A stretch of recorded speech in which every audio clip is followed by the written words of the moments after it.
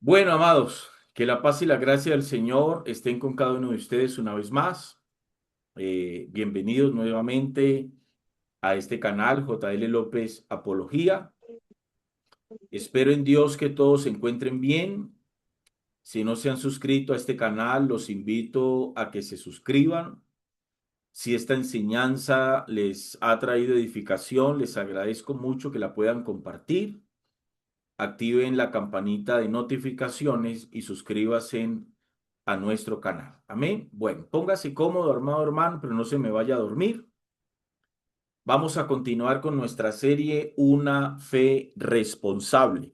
Bien, estamos tratando el tema de cómo analizar, de cómo lograr mirar desde la escritura, comprender desde la escritura si el movimiento de las raíces, qué tan peligroso y qué tan contradictorio con la escritura es el movimiento de las raíces hebreas, ¿sí? Cada uno de nosotros, los que profesamos la fe cristiana evangélica, tenemos que tener, lo hemos dicho en muchas ocasiones, tenemos que tener una fe, amados hermanos, responsable.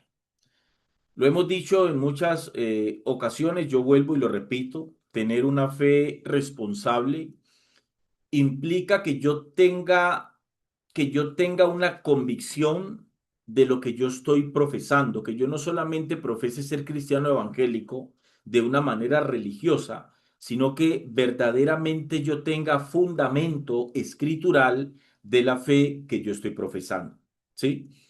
Repito, Israel bajo el antiguo pacto pereció porque le faltó conocimiento.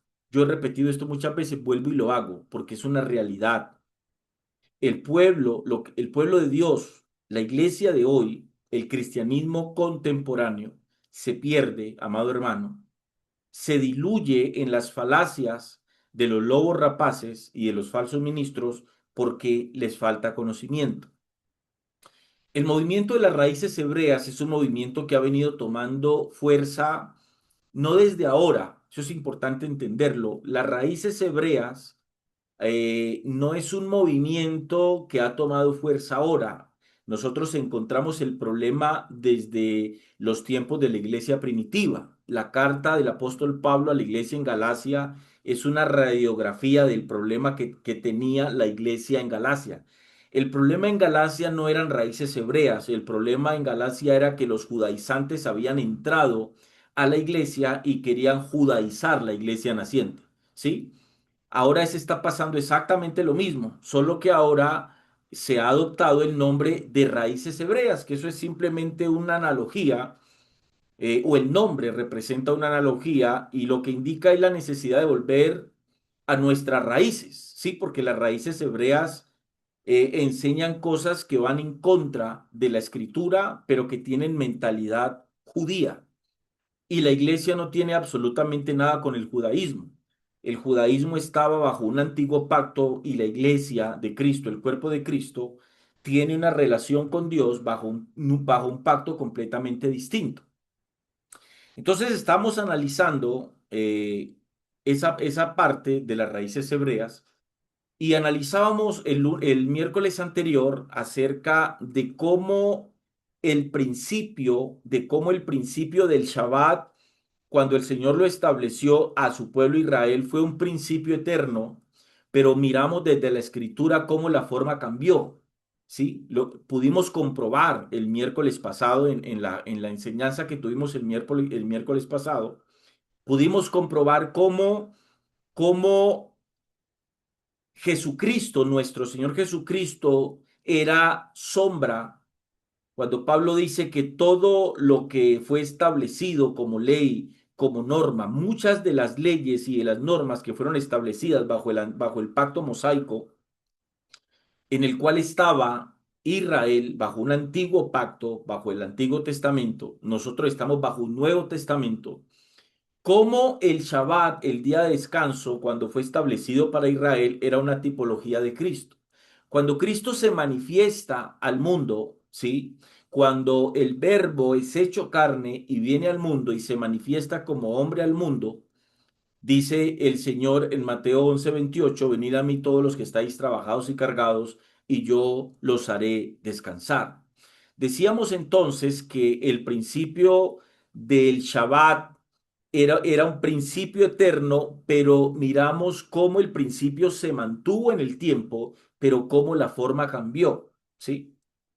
Analizamos el texto del escritor a los Hebreos, Hebreos 4:1-10, donde el escritor hace referencia al Shabbat no como a un día, sino como a alguien hablando de Cristo. Entonces, el Shabbat era sombra de algo que iba a venir y ese alguien es Cristo. Entonces, cuando Cristo viene, se manifiesta como el Shabbat, ya como un hombre. Por eso él dice, Mateo 11:28, venid a mí todos los que están trabajados y cargados, que yo los haré descansar. Decíamos en la clase anterior que cuando Jesús hace referencia a ese trabajar, a esa carga, ¿sí? No hace referencia necesariamente al cansancio físico del trabajo diario del pueblo, no. Él hace referencia al trabajo y a la carga que implicaba pretender alcanzar la justicia por medio de la ley, porque nadie alcanzó la justicia por medio de la ley, ¿sí? Entonces, quedamos en esa parte. Dijimos que hoy vamos a desarrollar la parte de la circuncisión. Entonces, vamos a entrar en eso. Con la circuncisión pasa exactamente lo mismo. La circuncisión fue dada como un principio eterno. Ojo, la circuncisión fue dada como un principio eterno para otorgarle identidad al pueblo de Dios bajo el antiguo pacto. ¿Sí? Los hombres tenían que circuncidar sus prepucios para a través de la circuncisión adquirir identidad como pueblo de Dios. Eso se estableció como un principio eterno, como un principio perpetuo. Por eso es que cuando ustedes ven en el Antiguo Testamento la cuestión de la circuncisión, ustedes la van a encontrar como un principio eterno, ¿sí? Un principio eterno es un principio que no caduca, es un principio que no tiene caducidad, que no tiene fin. El problema cuando entran las raíces hebreas a hablar de la necesidad de la circuncisión, cuando el judaísmo comienza a hablar de la necesidad de circuncisión como principio eterno, el problema que ellos tienen es que sobre ellos todavía existe un velo que todavía no les ha sido quitado. Y por eso es que dice el apóstol Pablo que ellos hasta el día de hoy, cuando Pablo escribe, hasta el día de hoy no pueden entender que todos esos principios que fueron principios eternos, permanecen hasta el día de hoy como principios que el Señor estableció, pero la forma cambió, ¿sí? Y les decía yo el miércoles anterior que esto nos ayuda mucho, no solamente a refutar las raíces hebreas, sino que nos ayuda también a refutar a los adventistas del séptimo día, ¿no? Bien, ¿dónde tenemos el fundamento bíblico de lo que estoy diciendo? Pablo habla de esto en la carta a los Romanos, capítulo 2, del versículo 28 al versículo 29.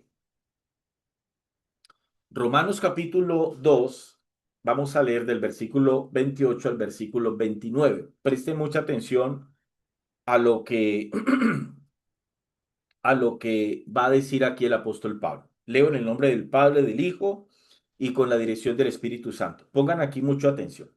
Pablo escribe allí y dice, pues no es judío el que lo es exteriormente, ¿sí?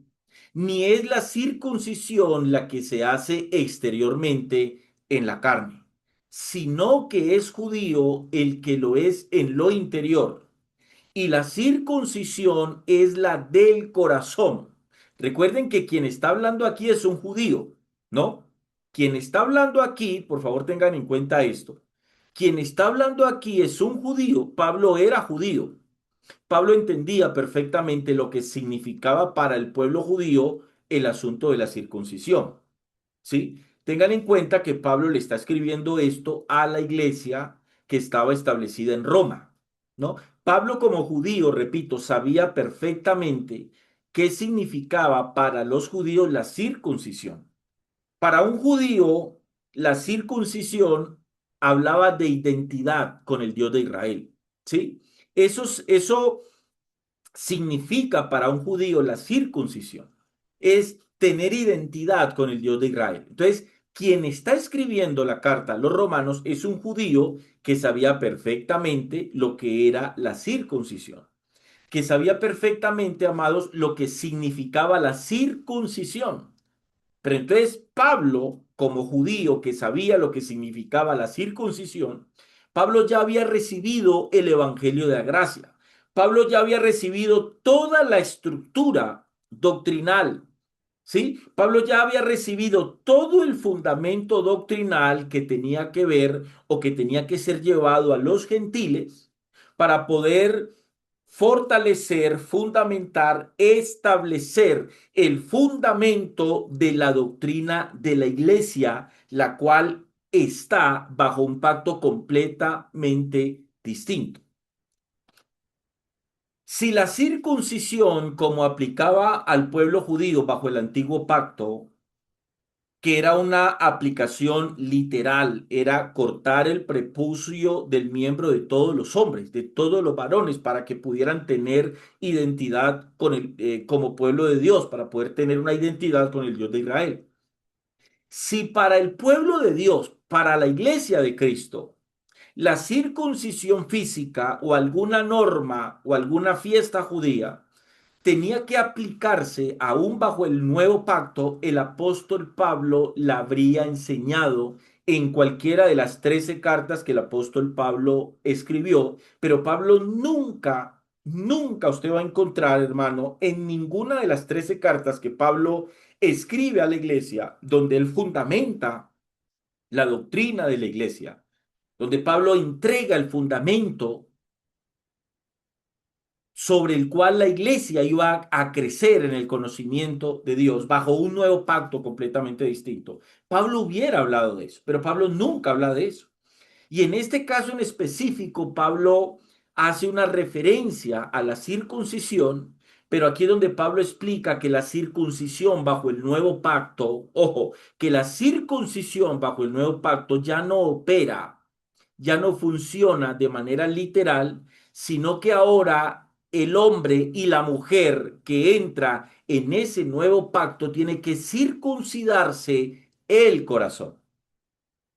Eso es bien importante. Miren lo que Pablo dice en el versículo, leámoslo nuevamente, el 28 y 29 dice, pues no es judío el que lo es exteriormente, ni es la circuncisión la que se hace exteriormente en la carne. Está hablando de la circuncisión literal, sino que es judío el que lo es en lo interior y la circuncisión es la del corazón, en espíritu, no en letra, la alabanza del cual no viene de los hombres, sino de Dios.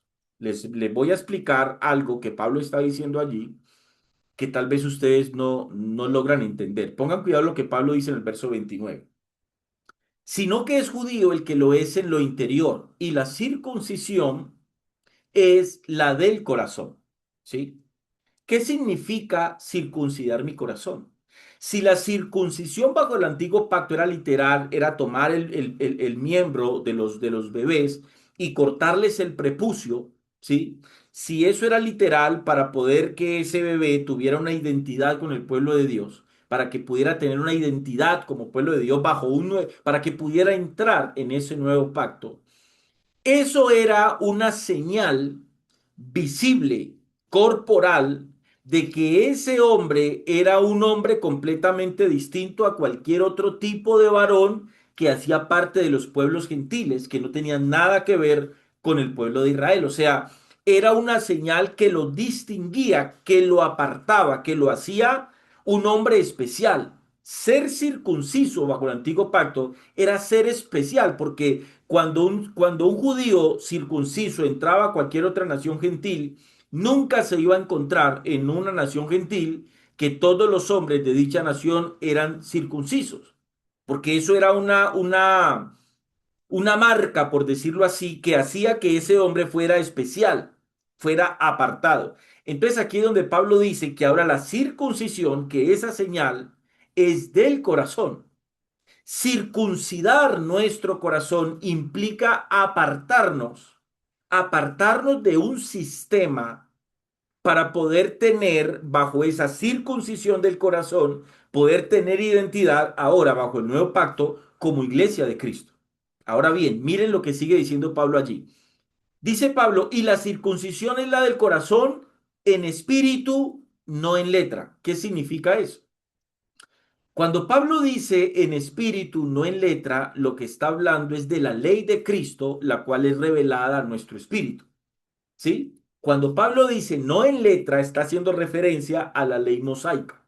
Siempre que ustedes encuentren a Pablo hablando de la letra, está hablando de la ley mosaica.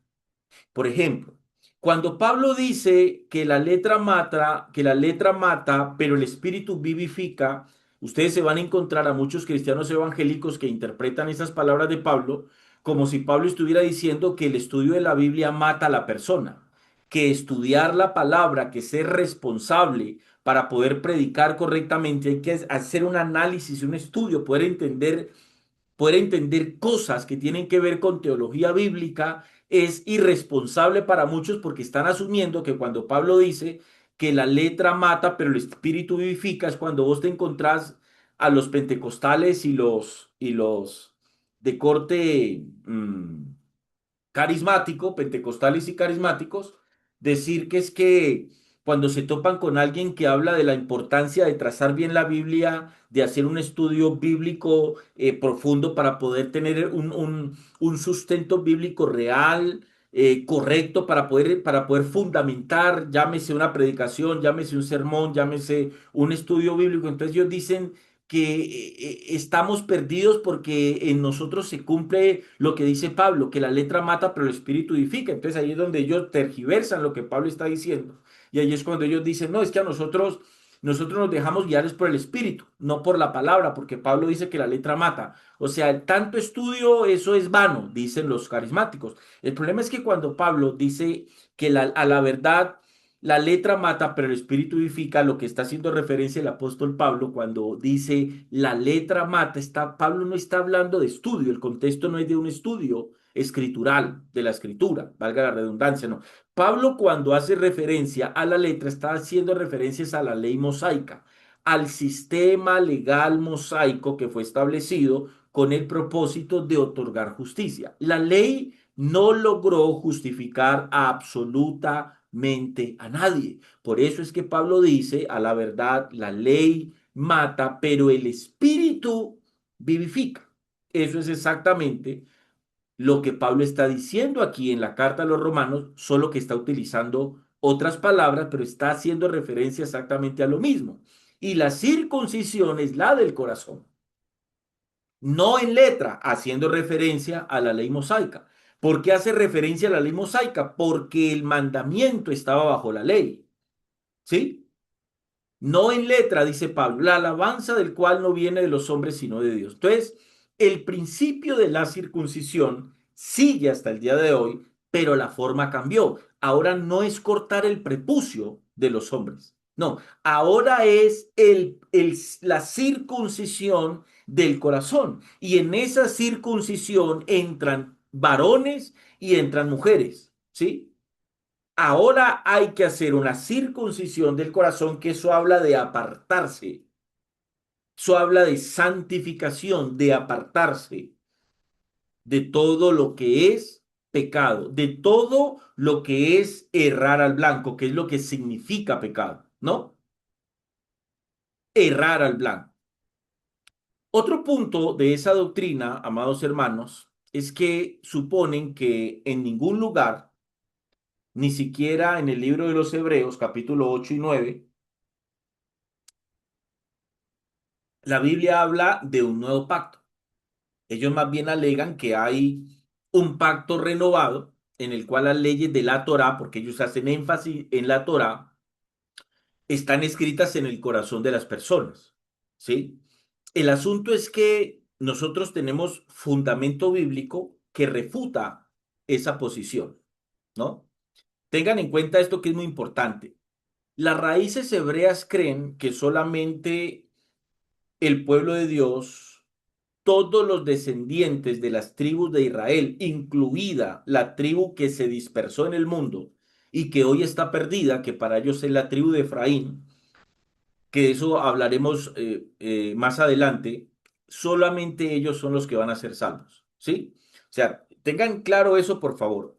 Para la corriente de las raíces hebreas, ningún gentil puede tener salvación, porque la salvación, según ellos, fue dada solamente a Israel. Entonces, lo que ellos asumen es que todo hombre y mujer que pone hoy su fe en Cristo Jesús y que es de otra nación que no tiene nada que ver con Israel, sin saberlo, ojo, sin saberlo, hace parte de una de las tribus perdidas de la casa de Israel. En este caso, ellos hacen énfasis en la tribu de Efraín. Entonces ellos no creen que hay un nuevo pacto. Pero cuando nosotros miramos, aún en el antiguo pacto, Jeremías capítulo 31, versículo 31.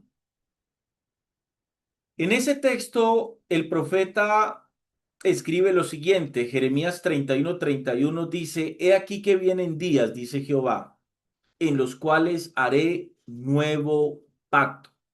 Entonces ellos dicen que no hay nuevo pacto, pero sí tenemos fundamento escritural de que sí hay un nuevo pacto. Desde el Antiguo Testamento, Jehová Dios ya estaba hablando a su pueblo Israel de que iba a haber un nuevo pacto. Haré nuevo pacto, dice, con la casa de Israel y con la casa de Judá. Esto es importante entenderlo, amado hermano, porque cuando el de las raíces hebreas te toma este texto, ojo aquí con esto que les voy a explicar y espero lo entiendan y lo memoricen para que no se vayan a dejar enredar. Ojo aquí con lo que les voy a explicar. Cuando vos te topás con alguien de las raíces hebreas y vos le citas este texto para comprobarle que sí hay fundamento escritural, aún desde el Antiguo Testamento, de que iba a haber un nuevo pacto, ellos se van a aprovechar de lo que el texto está diciendo. He aquí vienen días, dice Jehová, en los cuales haré nuevo pacto con la casa de Israel y con la casa de Judá. Entonces, ahí el de las raíces hebreas te va a refutar a vos y te va a decir, mira lo equivocado que ustedes están. Tú me estás citando ese texto para demostrarme a mí que sí hay sustento bíblico para hablar, para enseñar y para creer que sí va a haber un nuevo pacto. Ok, pero si tú ves el texto que me estás leyendo, vas a poder comprobar por lo que vos mismo estás leyendo que el Señor habla de un nuevo pacto, pero con la casa de Israel y con la casa de Judá. Entonces, si vos no entendés esto que te voy a explicar, te van a dejar sin fundamento, te van a dejar sin armas, y entonces te vas a tener que quedar callado y vas a tener que agachar la cabeza, y lo más posible es que el personaje con el cual estás hablando de las raíces hebreas, pues posiblemente va a hacer burla de ti porque va a poder él comprobar que tú estás profesando una fe que no entendés. Y eso es lo que tiene que ser un asunto vergonzoso, repito, para cada hombre y mujer que hoy profese la fe en Cristo Jesús. Bien, ¿por qué habla allí de un nuevo pacto y por qué hace referencia a Israel y a la casa de Judá? Primero que todo, el texto es un texto que se da bajo el antiguo pacto. Estamos hablando del libro del profeta Jeremías. Esas palabras de Jeremías no están en lo que entendemos hoy como el Nuevo Testamento, no. Esas palabras y el mismo libro hace parte del Antiguo Testamento, el cual hablaba del pacto, el cual habla de la relación que Dios tuvo con su pueblo Israel bajo el antiguo pacto, ¿sí? Entonces, cuando aquí el texto habla de un nuevo pacto, pero solamente cita a Israel y a la casa de Judá, eso tiene todo el sentido porque no tendría ningún sentido y no tenía por qué el Señor citar bajo el nuevo pacto a un pueblo gentil si le está hablando es a su pueblo, ¿sí? Le está hablando a su pueblo. Está hablando, cuando él habla de un nuevo pacto que va a ser con la casa de Israel y con la casa de Judá, está hablando del pacto en el cual nos encontramos nosotros, que es lo que entendemos como el pacto bajo bajo el nuevo pacto en la sangre de Cristo, bajo el pacto del sacrificio de Cristo, otros lo llaman, estamos bajo el pacto de la gracia. estamos en el tiempo de los gentiles, llámenlo como quiera. El caso es que aún en el nuevo pacto, cuando el Señor pensó en establecer un nuevo pacto, de ninguna manera pensó en excluir a Israel y a la casa de Judá. ¿En qué sentido no los excluyó? Que aún ellos, siendo Israel y siendo judíos, podían entrar sin ningún problema en el nuevo pacto. Por eso es que ustedes encuentran en el Nuevo Testamento la carta a los hebreos. Los hebreos eran judíos que ya habían dejado el antiguo pacto y que ahora habían entrado a ser parte del cuerpo de Cristo, que es la iglesia, bajo el nuevo pacto, siendo ellos de nacionalidad judía. Ahí ustedes ven cómo se cumplió. Y no solamente en ellos, en todos los judíos que se convirtieron durante el tiempo de la iglesia primitiva. De hecho, la iglesia en Roma era una iglesia que estaba mezclada con judíos que se habían cristianizado y con gentiles romanos. Entonces, ahí es donde hace referencia a ese texto. Esto no implica que el nuevo pacto solamente iba a ser para el pueblo de Israel y para la casa de Judá, porque recuerden que aún el apóstol Pablo dice que él fue el apóstol, el enviado a los gentiles, ¿sí? Espero hayan entendido eso que es muy importante, amados hermanos. Vayan a la primera carta del apóstol Pablo a los Corintios, capítulo 11, versículo 25.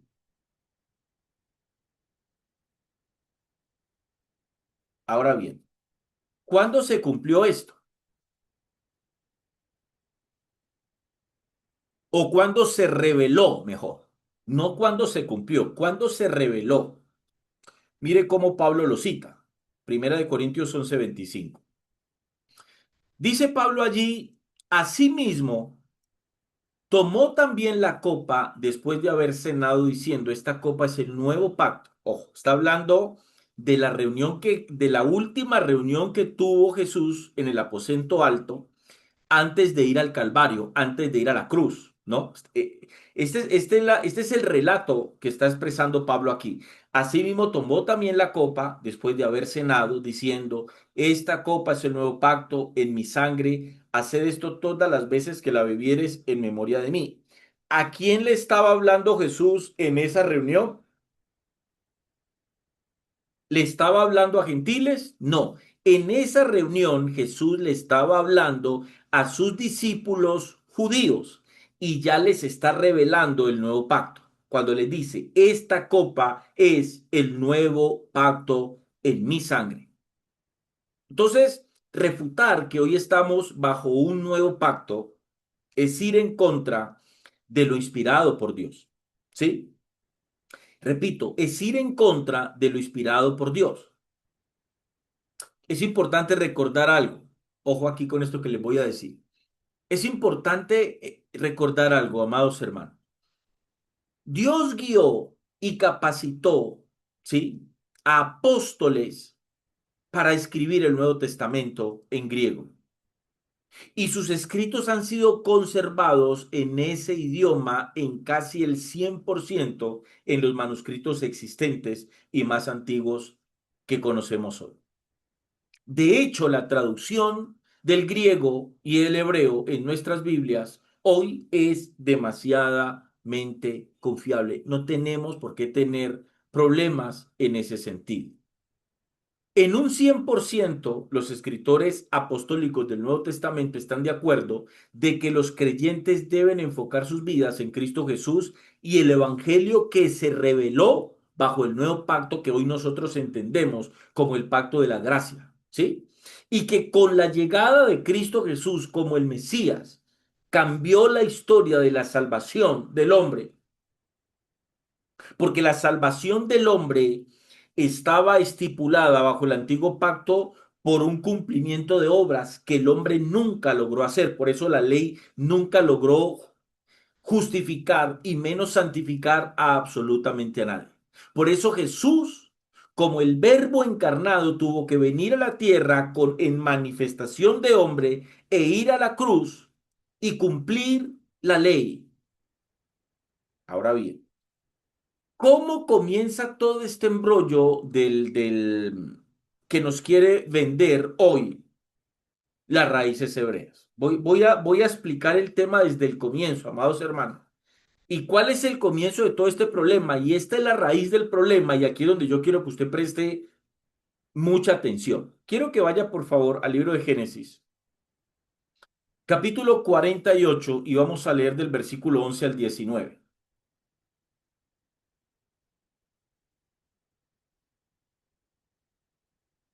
Génesis 48, 11, 19 dice: Y dijo Israel a José: No pensaba yo ver tu rostro, y he aquí Dios me ha hecho ver también a tu descendencia. Entonces José los sacó de entre sus rodillas y se inclinó a tierra, y los tomó José a ambos, Efraín a su derecha y a la izquierda de Israel, y Manasés a su izquierda, a la derecha de Israel, y los acercó a él. Está hablando de Jacob, ¿no? Cuando dice Israel. Verso 14. Entonces Israel extendió su mano derecha, entiéndase a Israel como Jacob. Entonces Israel o Jacob extendió su mano derecha y la puso sobre la cabeza de Efraín, que era el menor, y su mano izquierda sobre la cabeza de Manasés, colocando así sus manos adrede, aunque Manasés era el primogénito. Pongan mucha atención a esto. Ojo, pongan mucha atención a esto, por favor. Y bendijo a José, dice el texto, diciendo: El Dios en cuya presencia anduvieron mis padres Abraham e Isaac, el Dios que me mantiene desde que yo soy hasta este día, el ángel que me liberta de todo mal, bendiga a estos jóvenes y sea perpetuado en ellos mi nombre y el nombre de mis padres Abraham e Isaac, y multiplíquense en gran manera en medio de la tierra. Pongan cuidado lo que pasó aquí, que esto es importante. Aquí pasó algo que no debió pasar y José notó eso, ojo, José notó eso. Miren lo que dice el verso 17. Pero viendo José que su padre ponía la mano derecha sobre la cabeza de Efraín, le causó esto disgusto y asió la mano de su padre para cambiarla de la cabeza de Efraín a la cabeza de Manasés. Y dijo José a su padre: No así, padre mío, porque este es el primogénito.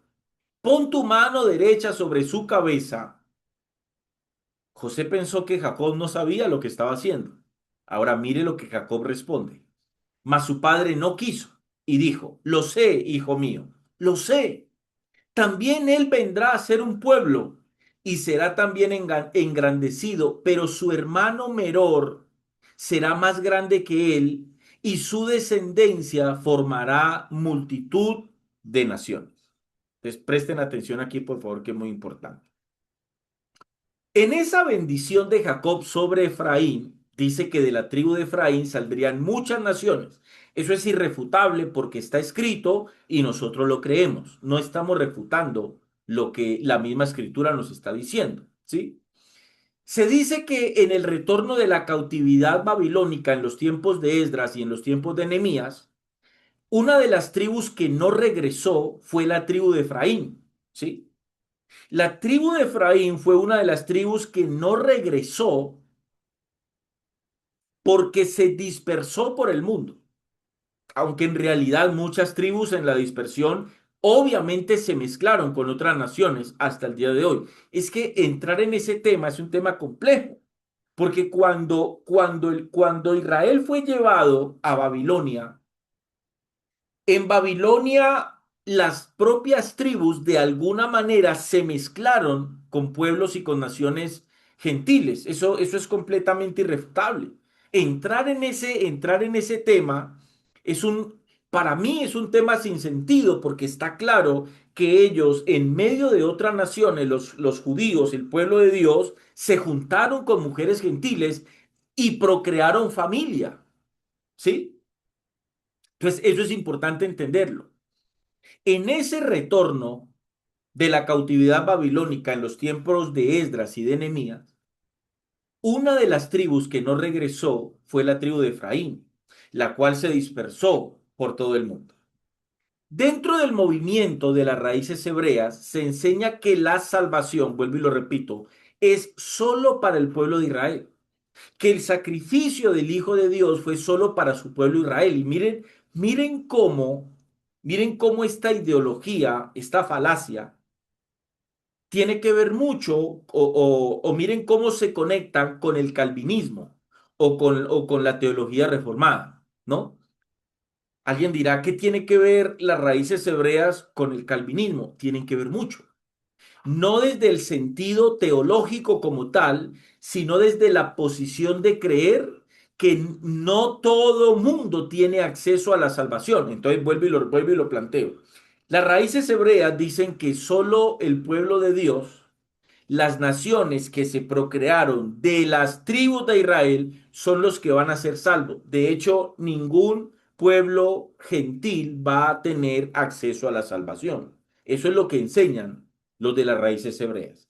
¿Qué enseña el calvinismo? El calvinismo enseña algo muy parecido, que Dios escogió a unos hombres para salvación y que Dios en su soberanía plena escogió a otros para condenación.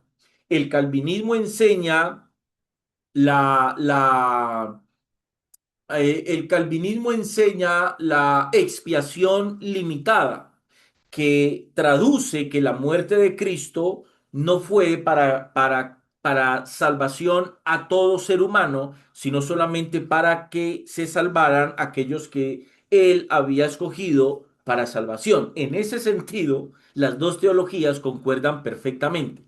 Eso tiene fundamento escritural, ninguna de las dos tienen fundamento escritural. Eso es muy importante entenderlo. Ahora bien, dentro de las raíces hebreas, vuelvo y lo repito, ellos enseñan que solo los judíos que están dispersos en el mundo, pero que no saben que son judíos, ¿no? O sea, el problema es este, hermano. Quiero que me preste mucha atención porque es que esto tiene mucha tela por cortar y sé que a veces se me puede pasar algo muy importante. Mire, el problema es este.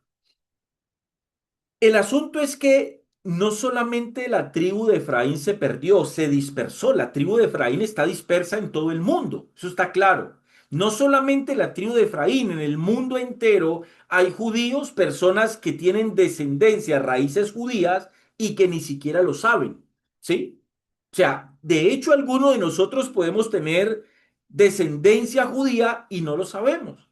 De hecho, los judíos sefardíes que estaban en Europa llegaron aquí a América y poblaron gran parte de América. De modo que sin lugar a dudas, algunos de nosotros, sin saberlo, podemos tener antepasados y podemos tener conexión genealógica con judíos. Pero ¿qué tiene que ver eso? Si bajo el nuevo pacto ya no hay judío, no hay griego, no hay hombre y mujer, para Dios ya no hay diferencias bajo el nuevo pacto, porque bajo el nuevo pacto puede entrar un judío, puede entrar un gentil, puede entrar un hombre y puede entrar una mujer de donde sea. No hay acepción de personas en el nuevo pacto. Entonces, si nosotros hacemos parte, sin saberlo, de alguna raíz judía, no tiene nada que ver. O sea, eso no marcaría ninguna diferencia para nuestras vidas hoy. Si nosotros ponemos hoy nuestra fe en Cristo, entramos bajo un nuevo pacto. Pero que hay judíos dispersos en todo el mundo que no saben que son judíos, claro que existen y claro que los hay. Por eso es que nosotros tenemos que entender la diferencia que hay entre el Evangelio del Reino y el Evangelio de la Gracia. Porque el Evangelio de la Gracia fue predicado a los gentiles y los judíos, recibiendo y creyendo en Jesucristo, podían entrar bajo ese nuevo pacto. Pero cuando termine el tiempo de los gentiles, cuando la iglesia sea arrebatada, el tiempo de los gentiles, el tiempo de la gracia, la predicación de ese evangelio habrá cesado. Cuando la iglesia sea arrebatada, ya no se predicará en este mundo el evangelio de la gracia, porque quien predica el evangelio de la gracia es la iglesia de Cristo. Cuando la iglesia sea arrebatada, ya el evangelio de la gracia no será predicado en el mundo. Entonces, pastor, ¿cuál es el evangelio que va a ser predicado en el mundo? Ahí es cuando vuelve el Señor a tratar con su pueblo Israel. Ahí es donde será predicado otra vez el evangelio del reino, que es de lo que habla Jesús en Mateo 24 cuando dice y será predicado este evangelio del reino a todas las naciones. Cuando Jesús dice eso, está hablando en el contexto de la gran tribulación, que eso mucho cristiano no lo entiende todavía. Cuando Jesús dice y será predicado este evangelio del reino, no está hablando del evangelio que predicamos nosotros, está hablando del evangelio del reino, que era un mensaje que tenía que ver solo o que fue solo dado para el pueblo de Israel. ¿Qué contenía el mensaje del reino? Para que ustedes lo entiendan, los que de pronto están escuchando esto por primera vez. ¿Qué contenía el mensaje del reino? Las palabras que expresaba, que proclamaba Juan el Bautista. Arrepentidos y convertidos porque el reino de los cielos se ha acercado. ¿Qué implicaba ese mensaje? ¿Qué implicaba esa proclamación? Que el Mesías prometido había llegado. El mensaje del reino era arrepiéntanse porque el Mesías viene pronto. ¿Por qué el mensaje del reino no fue un mensaje dado a los gentiles? Porque al pueblo gentil nunca se le prometió un Mesías. El Mesías fue prometido a Israel, no al pueblo gentil. Ese pedacito, muchos cristianos evangélicos hoy lamentablemente no lo han entendido. Y cuando yo no entiendo ese pedacito, voy a meterme en problemas con la escatología bíblica. Entonces voy a caer en el error de creer que, como Jesús dijo en Mateo 24, y será predicado este evangelio del reino, ustedes se habrán topado con muchos cristianos que están diciendo, hermanos, salgamos a las naciones a predicar rápido para que mucha gente escuche el mensaje, para que se cumpla la palabra y el Señor venga más rápido. No, Jesús no está hablando allí del evangelio de la gracia. Jesús está hablando del evangelio del reino. Ok, pastor, ¿y por qué estás trayendo esto a colación si estamos hablando de judíos que claramente están dispersos en el mundo? Porque ahí es donde entra a la escena los dos testigos que habla el Apocalipsis y los 144.000 sellados, que son los que van a proclamar el evangelio del reino a todos los judíos que hoy están dispersos en todas las naciones. Entonces, ven cómo una cosa encaja perfectamente con la otra. Los 144.000, según la escritura, según la revelación que recibe el apóstol Juan, son 144.000, 12.000 de cada una de las tribus de Israel. Son jóvenes, vírgenes, que nunca tocaron mujer, se guardaron para su servicio. Y el Señor los sellará para que ellos vayan a predicar el evangelio del reino, que es un mensaje que va dirigido a judíos. ¿A cuáles judíos? A los judíos que están dispersos en el mundo. Esa verdad también tira por el piso el fundamento de las raíces hebreas, porque ellos creen que el evangelio del reino se tiene que predicar hoy, pero es que Pablo no salió al pueblo gentil a predicar el evangelio del reino. Ustedes nunca ven a Pablo hablar del evangelio del reino, como lo hablaba Juan el Bautista y como lo hablaba Jesús. Eso es demasiadamente importante, amados hermanos. Poder comprender esto es muy importante. Y esto es lo que gran parte del cristianismo pentecostal y carismático no ha logrado entender. ¿Sí me están entendiendo? Entonces, esos 144.000 van a llevar el mensaje del reino a todas las naciones. En Israel será predicado ese evangelio del reino por los dos testigos. Pero ¿quién lo va a predicar en el mundo entero? Los 144.000 que habla Juan en el libro de Apocalipsis. Entonces, ¿por qué les digo esto? Porque uno de los grandes problemas, no solamente del movimiento de las raíces hebreas, sino cualquier movimiento falso, la característica de todo movimiento falso, que es lo que los ha llevado a fortalecerse, es que ellos cogen verdad y la tergiversan. O sea, ustedes van a ver que ninguna secta enseña 100% mentira. No. Toda secta y todo movimiento falso tiene, tiene contenido en su doctrina verdades y mentiras. Porque es que el enemigo no es tan bobo como la gente cree. Entonces eso es importante entenderlo. Pero usted tiene que entender cómo es que eso está organizado en la escritura. Pues obviamente, en el mundo entero hay hombres y mujeres que son descendientes de judíos y ni siquiera lo saben, no tienen idea que son descendientes, que tienen raíces, que sus antepasados fueron judíos, que salieron al mundo en la dispersión, en la diáspora, ¿sí? Y que ahora hacen parte de todas las naciones, pero ellos todavía no lo saben. Entonces, eso es importante entender. Incluso antes, amados hermanos, antes de que existiera la nación de Israel, Dios ya había dado su promesa de que la salvación vendría a todas las naciones. Cuando Dios llamó a Abraham para que dejara su país y sus parientes, le hizo esa promesa. Quiero explicarles eso.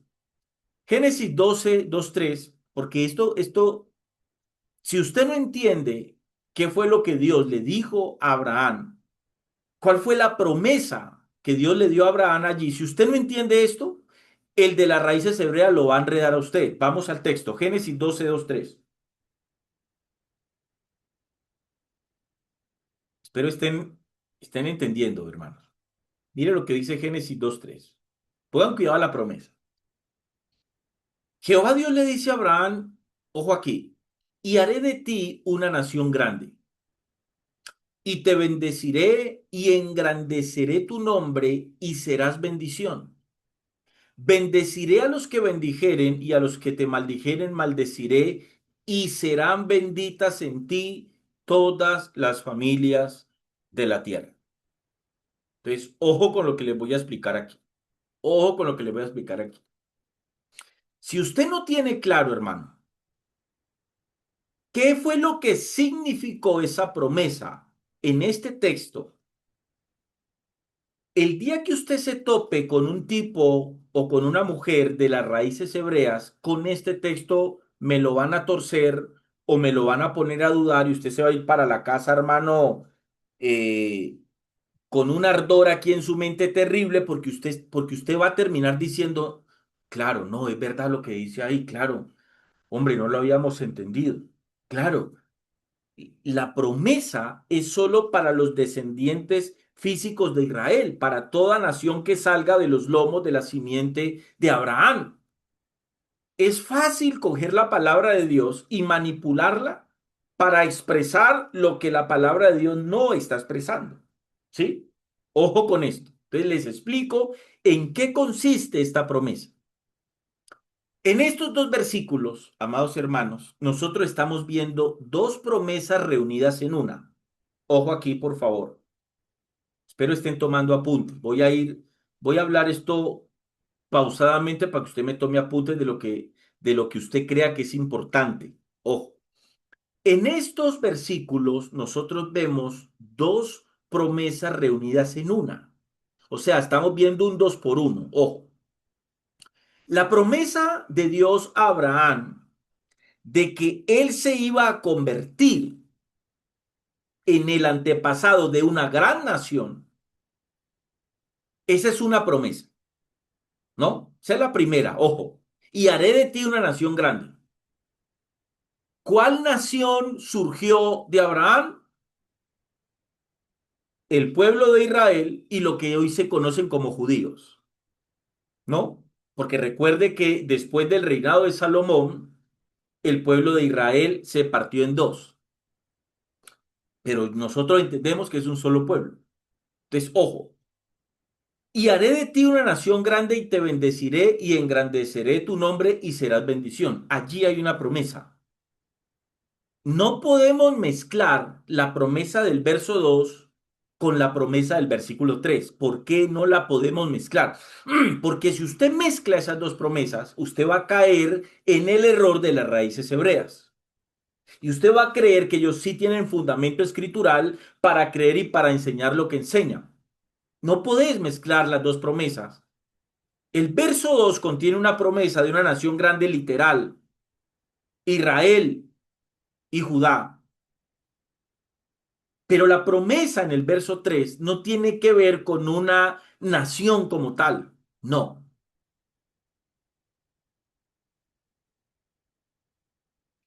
Dice el versículo 3: bendeciré a los que te bendijeren y a los que te maldijeren maldeciré, y serán benditas en ti todas las familias de la tierra. Ojo, cuando Dios le dice a Abraham, y serán benditas en ti todas las familias de la tierra, todas las familias de la tierra. Eso no está sujeto a que todas las familias de la tierra iban a ser Israel o iban a ser de la tribu de Judá.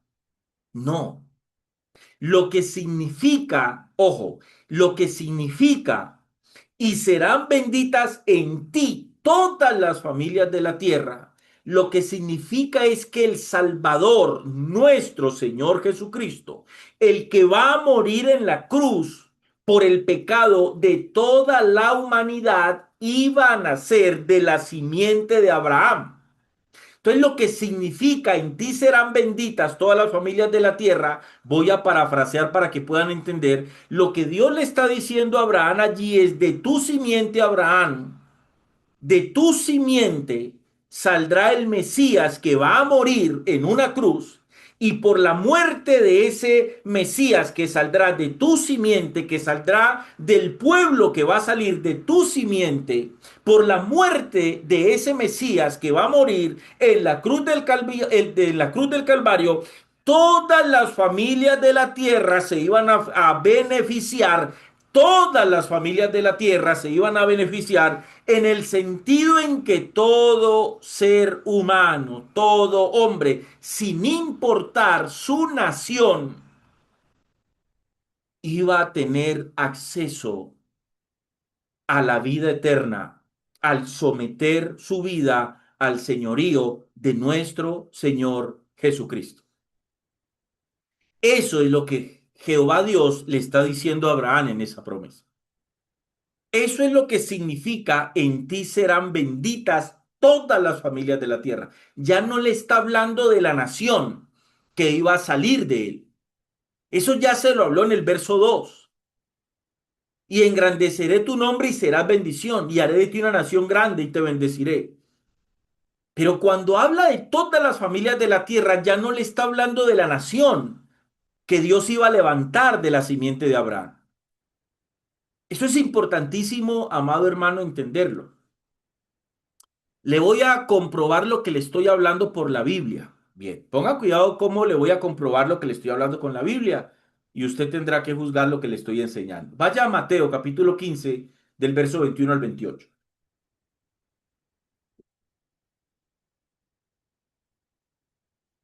Yo sé que muchos de ustedes han leído este texto, pero estoy completamente convencido que, así como me pasó a mí, supongo que a muchos de ustedes les puede haber podido pasar, que nunca, por más que lo leyeron, lo habían entendido. Pongan cuidado estas palabras de Jesús en Mateo capítulo 15, del versículo 21 al versículo 28. ¿Qué es lo que usted va a leer allí? La fe de la mujer, ¿qué? La fe de la mujer cananea. Bien, pongan cuidado. ¿Quién era esa mujer? Esa mujer hacía parte de la tierra de Canaán, lo cual indica que esa mujer no tenía absolutamente nada que ver con ninguna de las tribus de Israel. O sea, eso indica que aquella mujer cananea no era parte del pueblo de Dios, no era parte ni de Israel ni tampoco de Judá. No tenía absolutamente nada que ver con el pueblo de Dios. Esa mujer cananea no tenía identidad con el pueblo de Dios. Nada que ver. Vamos a leer el texto. Saliendo Jesús de allí, dice, se fue a la región de Tiro y de Sidón. La región de Tiro y de Sidón en el contexto era una región gentil. Jesús sale del parámetro de Israel, pasa una línea y se va a la región de Tiro y de Sidón. Pero Jesús no se va a la región de Tiro y de Sidón a predicar. Ojo con esto. Él no sale con el mensaje del reino, él no sale de la frontera de Israel y pasa a tierra gentil a predicar el evangelio del reino. No, no, no, no. Eso no es lo que hace Jesús. Ojo con eso. Saliendo Jesús de allí, se fue a la región de Tiro y de Sidón, y he aquí una mujer cananea, obvio que estaba en la región de Tiro y de Sidón, y he aquí una mujer cananea que había salido de aquella región, dice, clamaba diciéndole. ¿Qué era lo que la mujer cananea le clamaba a nuestro Señor? Le decía: Señor, hijo de David, ten misericordia de mí. Mi hija es gravemente atormentada por un demonio. Dice el versículo 23, pero Jesús no le respondió palabra. Vuelvo y repito, amados, yo sé que muchos de ustedes han leído este texto, pero yo estoy plenamente convencido que muchos de ustedes no han entendido por qué fue que esto pasó. Miren lo que dice el verso 23. Pero Jesús no le respondió palabra, o sea, Jesús hizo silencio ante el clamor de aquella mujer. Alguien podría decir, ve, pero Jesús, ¿por qué tomó esa actitud tan grosera? ¿Por qué el Señor guardó silencio? Si a tantos respondió, a tantos sanó, resucitó muertos, sanó leprosos, le dio vista a ciegos, ¿por qué el Señor no escuchó a esta mujer? Pero Jesús no le respondió palabra. Entonces, acercándose sus discípulos, estresados los discípulos por la algarabía que esta mujer estaba haciendo, entonces acercándose sus discípulos, dice el texto, le rogaron diciendo, Señor, despídela, pues da voces tras nosotros. O sea, eso equivale, Señor, mira el escándalo que esa mujer está haciendo, despídela. Ojo, alguien dirá, pero Jesús tan grosero, ¿cómo dejó a esa pobre señora con la palabra en la boca? Ojo, el punto es que si eso pasó, ojo aquí, hermanos, el punto es que si eso pasó, fue porque esa mujer, por ser cananea, ojo, por ser cananea, ella no tenía nada que ver en lo absoluto con Israel. De hecho, Jesús mismo lo dice a continuación, verso 24. Miren la respuesta de Jesús. Y aquí es donde usted encuentra en la Biblia,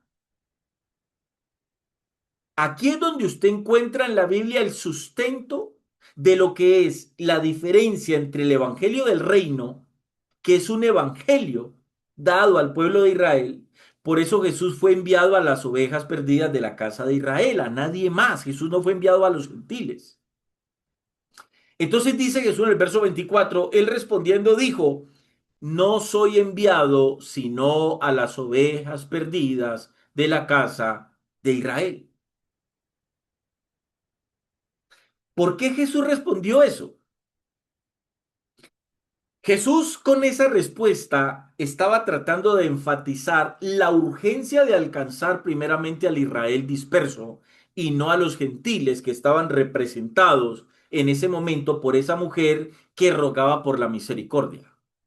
Eso deja claro que esa mujer, ojo, eso deja claro que esa mujer no hacía parte del pueblo de Dios.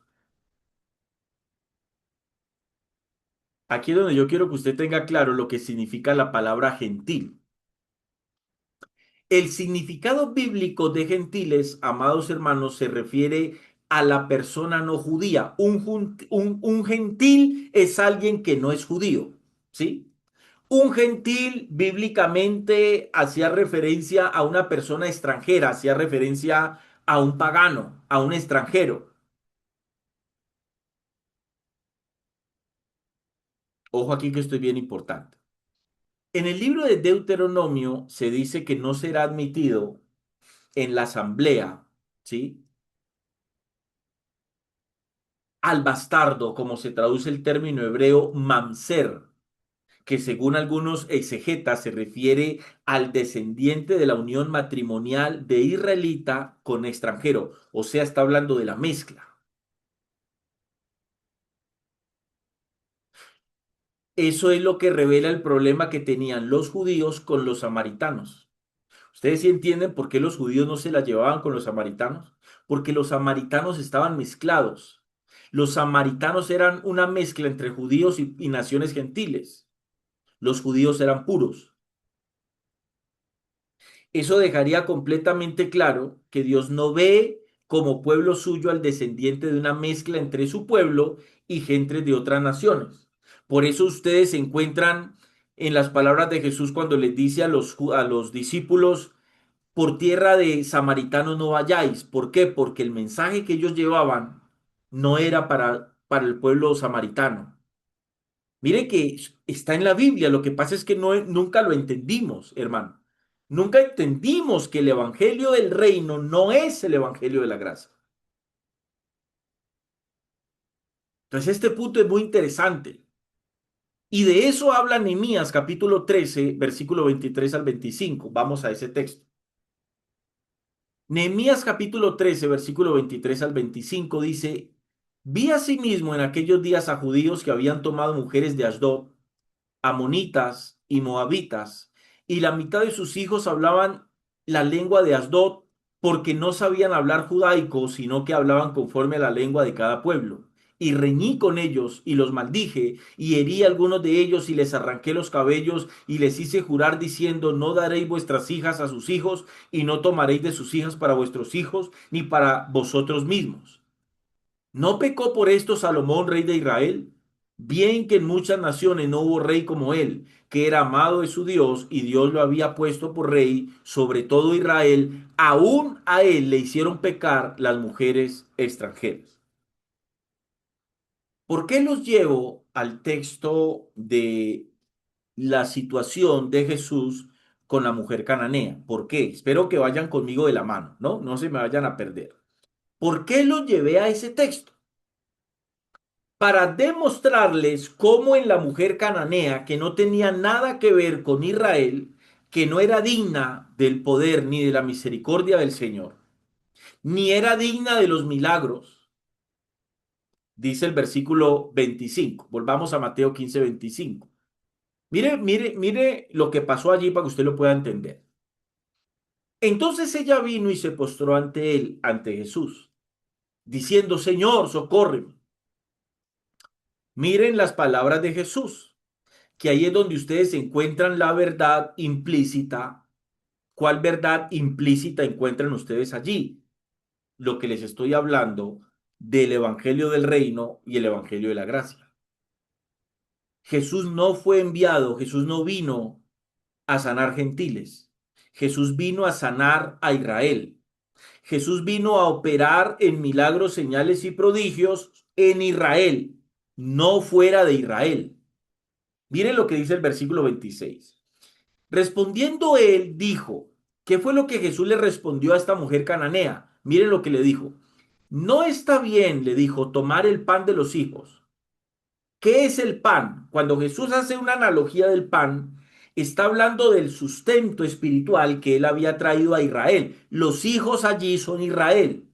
Y lo que Jesús está diciendo allí, parafraseando, es, mujer, no está bien que yo tome lo que me fue dado para yo llevarlo al pueblo de Israel y se lo dé a ti o te lo dé a ti. No está bien hacer eso. ¿Por qué? Porque lo que yo tengo no es para ti, es literal. No está bien tomar el pan de los hijos y echarlo a los perrillos. Imagínese Jesús cómo la puso a esa mujer en su lugar. Le dijo, tú eres un perrillo, tú eres un extraño. Y tú como extraña no tienes acceso ni a mi mensaje ni a mi poder porque yo no vine para ti. Ojo que esto es importante. Esa mujer no tenía nada que ver con el pueblo de Dios. Ahora miren lo que pasa en el versículo 27. Y ella dijo, sí, Señor. O sea, esto era un asunto que ella entendía. Ojo, esto era un asunto que ella entendía. Ella sabía perfectamente su posición. Ella dijo, sí, Señor. Pero aún los perrillos comen de las migajas que caen de la mesa de sus amos. Entonces respondiendo Jesús le dijo, oh mujer, grande es tu fe, hágase contigo como quieres, y su hija fue sanada desde aquella hora. Usted dirá, pastor, esta historia, ¿por qué está escrita en la Biblia? ¿Por qué si Jesús fue enviado a las ovejas perdidas de la casa de Israel? ¿Por qué Jesús se sale del territorio israelí y va a la tierra donde está esta mujer? Si Jesús sabía que en esa tierra no podía hacer ningún milagro, ni podía predicar, Jesús nunca predicó el evangelio del reino en esos lugares. Y tampoco permitió a sus discípulos que fueran a hacerlo, porque no, ese mensaje no era para ellos. ¿Qué es lo que vemos claramente en esa historia, amados hermanos? ¿Cómo alguien que no hace parte del pueblo de Israel puede lograr fe en el Hijo de Dios?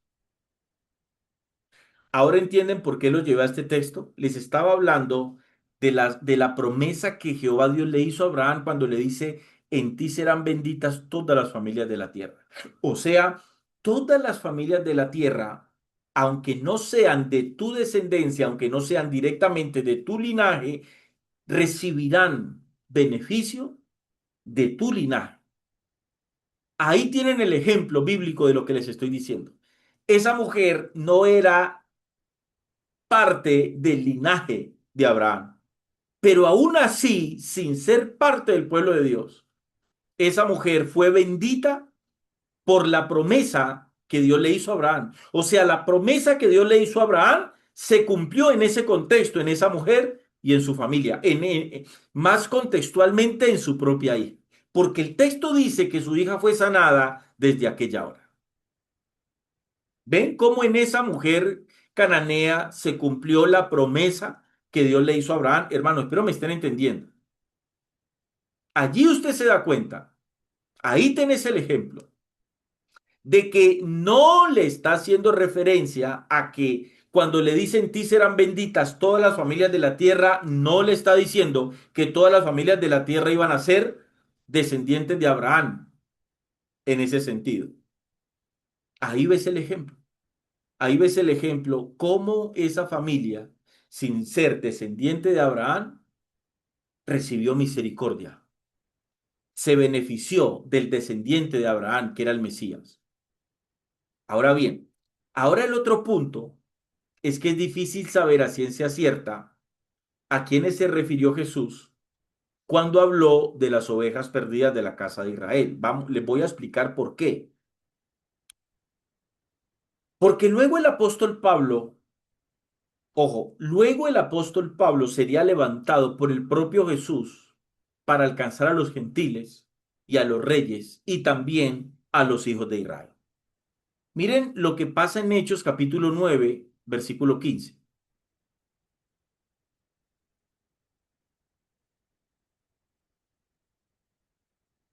Hechos capítulo 9, verso 15 dice, el Señor le dijo, ve, porque instrumento escogido me es este. Está hablando de Saulo, ojo. Ve, porque instrumento escogido me es este para llevar mi nombre en presencia de los gentiles.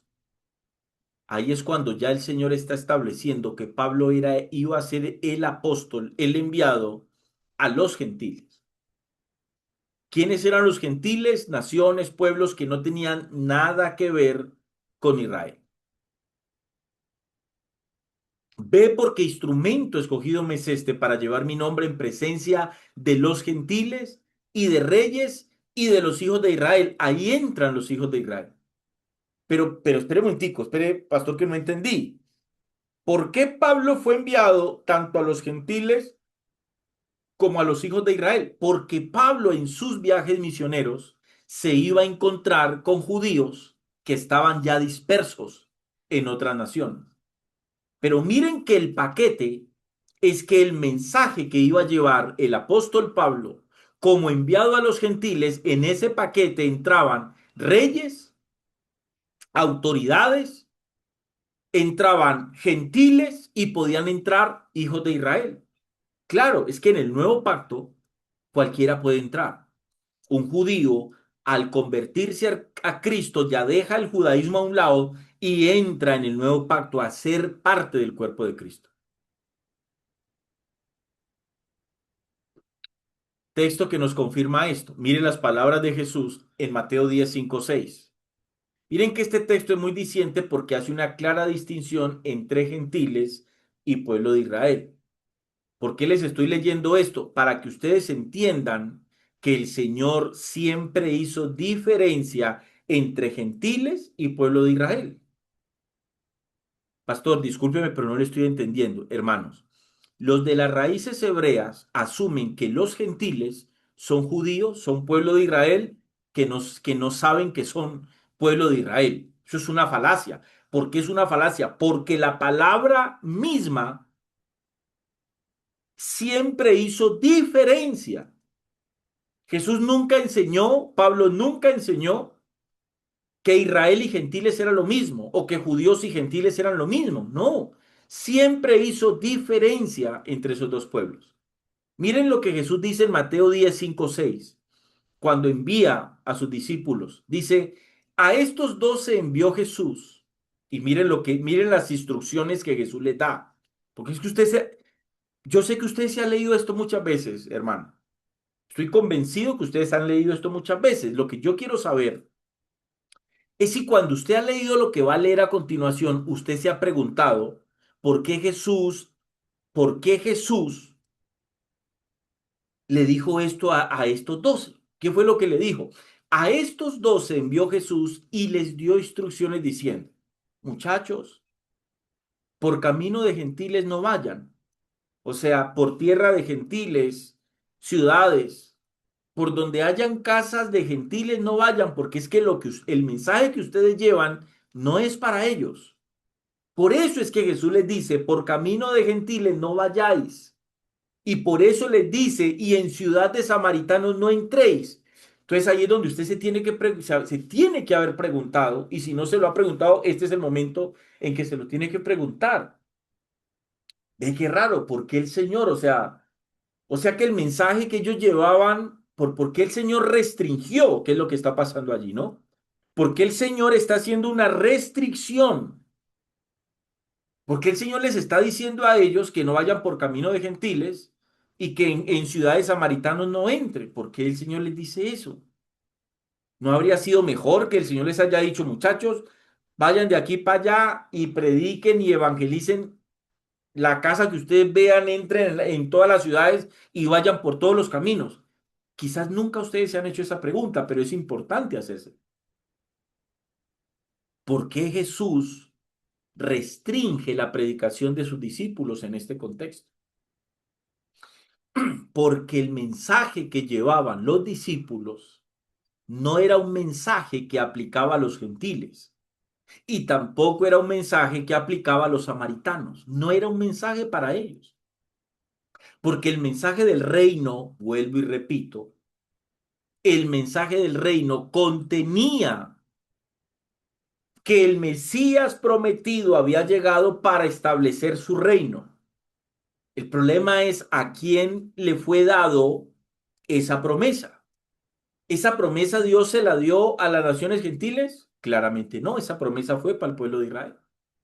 ¿Esa promesa fue dada a los samaritanos? Claro que no, esa promesa fue dada al pueblo de Israel. Por eso es que Jesús les dice a ellos, por camino de gentiles no vayáis y en ciudades samaritanos no entréis. Ahora usted se me puede enredar con el versículo 6.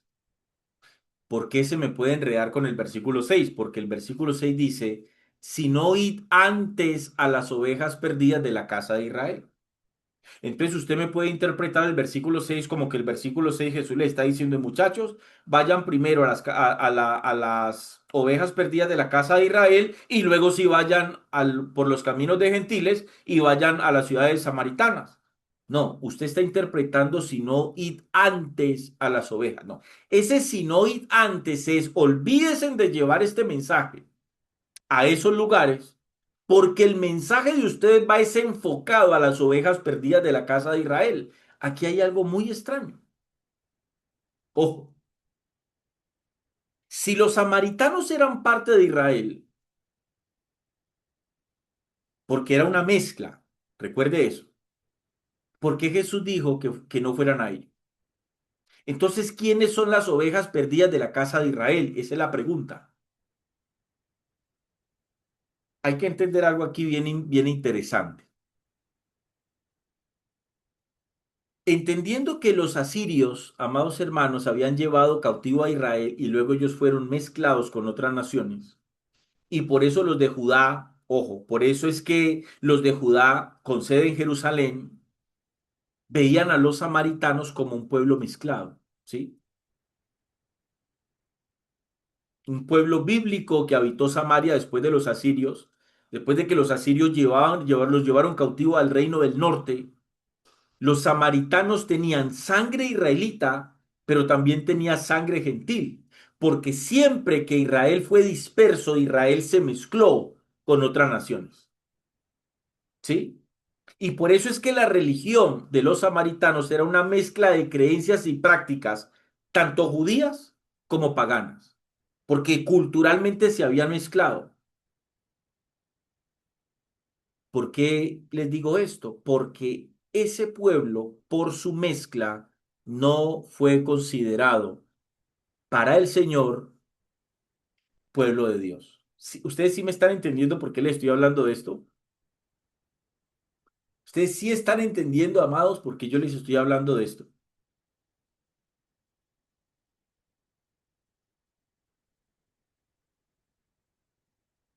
Es muy interesante poner atención al tiempo.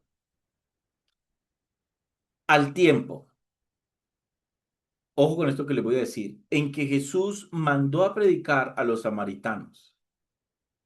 Cuando Jesús mandó a los discípulos a predicar a los samaritanos, después de que ellos recibieron el Espíritu Santo y no antes. ¿Por qué? Trasládeseme a Hechos capítulo 1, versículo 8. Ahí donde usted tiene que entender esto. En Hechos 1:8, pero recibiréis poder cuando haya venido sobre vosotros el Espíritu Santo, y me seréis testigos en Jerusalén, en toda Judea, ahora sí, les dice, en Samaria y hasta lo último de la tierra. ¿Por qué allí sí el Señor los mandó? Porque en ese contexto iba a surgir, o a través de ese contexto del día de Pentecostés, iba a surgir o iba a comenzarse a manifestar un nuevo pacto. Por eso es que el evangelio del reino no podía ser predicado al pueblo gentil porque el evangelio del reino no tenía nada que ver con el pueblo gentil. Tenía que haber un evangelio completamente distinto, un pacto completamente distinto que pudiese ser llevado a cualquier nación gentil, comenzando desde Jerusalén. Sigue la pregunta. Entonces, ¿quiénes eran las ovejas perdidas? Ojo, si yo sigo creyendo que las ovejas perdidas son personas, naciones que están en otros lugares de los cuatro ángulos de la tierra dispersos, que sin saberlo, ojo, que sin saberlo, hacen parte del pueblo judío. Yo sigo creyendo, amados hermanos, que las ovejas perdidas de la casa de Israel. ¿Por qué el Señor dice las ovejas perdidas de la casa de Israel? ¿Por qué el Señor utiliza esa analogía? ¿Por qué dice que son ovejas perdidas? ¿Por qué se perdieron? Porque Israel se perdió por causa de la rebeldía que él tuvo con su Dios. Si ustedes miran bajo el antiguo pacto, las veces que Israel fue disperso, las veces que Israel fue llevado cautivo, siempre fue por rebeldía. Por eso él le llama las ovejas perdidas de la casa de Israel, porque estaban perdidas no necesariamente en el contexto en lugares específicos, estaban perdidas en un contexto espiritual por causa de su rebeldía.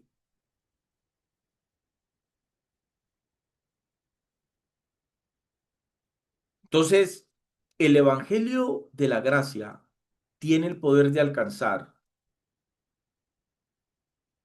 a Israel, al pueblo judío y a gentiles de cualquier nación. Pero cuando culmine, ojo, cuando culmine el tiempo de los gentiles, ese mensaje va a cesar. Pastor, ¿me podés dar algún texto bíblico? Escriban y lean Romanos 11:25. Ahí te vas a dar cuenta de lo que te estoy diciendo. Si vos me estás entendiendo lo que te estoy diciendo, vas a entender lo que Pablo dice en ese texto. Romanos 11:25. Y vamos a terminar hoy con Hechos 10 del 34 al 37. Ahora usted va a entender esto que dijo Pedro. Entonces Pedro, abriendo la boca, dijo, en verdad comprendo que Dios no hace acepción de personas. Tenga en cuenta que cuando Pedro dice esto, ya había comenzado otro pacto. Ya Pedro estaba en otro contexto, ¿sí? Note que cuando Jesús se encuentra con la mujer cananea, sí hizo acepción de personas. Jesús le dijo a ella, no está bien tomar el pan de los hijos y dárselo a los perrillos. Pero es que Pedro está aquí en otro contexto. Ya aquí estaba en funcionamiento el nuevo pacto. Y bajo el nuevo pacto, Dios no hace acepción de personas, porque el Evangelio de la gracia es dado a todo el que quiera escucharlo. Entonces ahí es cuando Pedro dice, entonces Pedro abriendo la boca dijo, en verdad comprendo que Dios no hace acepción de personas, sino que en toda nación se agrada del que le teme y hace justicia. Dios envió mensaje a los hijos de Israel. Mire el contraste que el propio Pedro está haciendo. Dios envió mensaje a los hijos de Israel anunciando el evangelio de la paz por medio de Jesucristo. Miren que el mismo Pedro está haciendo el contraste. Este es Señor de todos. Vosotros sabéis lo que se divulgó por toda Judea, comenzando desde Galilea, después del bautismo que predicó Juan. Entonces mire cómo Pedro habla de cómo ellos fueron a predicar posiblemente a los gentiles e israelíes, pero claramente es Pablo quien va a los otros gentiles. Gentiles que no tienen nada que ver en su genealogía con el pueblo de Israel. Amén. Bueno, vamos a dejarlo aquí. Terminamos en Hechos capítulo 10, versículos 34 y 37. Continuamos el próximo miércoles, si Dios nos presta la vida, hermano. Espero estén entendiendo este tema. Sé que es un poco complejo, pero es un tema muy importante para que ustedes puedan comprender cuál es el lío que hoy tenemos con la corriente de las raíces hebreas. Amén. Vamos a orar, Señor, gracias te damos en esta hora por tu gracia, tu misericordia y tu poder, tu justicia, el cual has manifestado sobre cada uno de nosotros hasta el día de hoy, Señor. Gracias por permitirnos meditar en tu palabra y poder aprender de ella, Señor.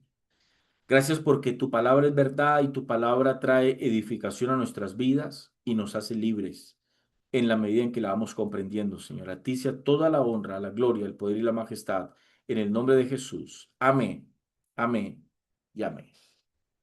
Amados, un abrazo. Cuídense mucho. Mi hermana Ruth, un abrazo. Extrañándote mucho, Ruth. Dios permita que nos podamos ver pronto. Livia también. Ya te me estás perdiendo mucho, Livia.